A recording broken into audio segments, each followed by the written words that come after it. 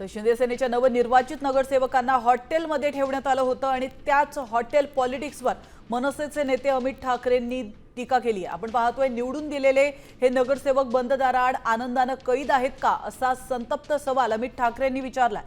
तर राजकीय पळवापळवीमुळे मतदारांचा अपमान होत नाही का असा सवालही त्यांनी विचारलाय। अजून किती खाली घसरणारे महाराष्ट्राचं राजकारण अशी खंत अमित ठाकरेंनी व्यक्त केली आहे।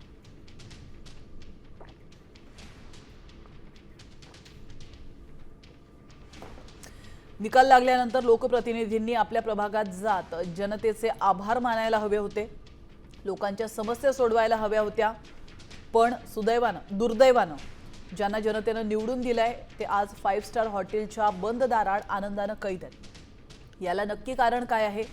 स्वतःच्या सहकार्यांवरचा अविश्वास, स्वार्थी राजकारण, या राजकीय पळवापळवीमुळे ज्या सामान्य नागरिकांनी मतदान केलंय त्यांचा अपमान नाही का होत? किती खाली घसरणार आहे महाराष्ट्राचं राजकारण? या सगळ्या नाटकांमध्ये ज्या पर्यटकांनी स्वतःचे कष्टाचे पैसे भरून हॉटेल बुकिंग केलं होतं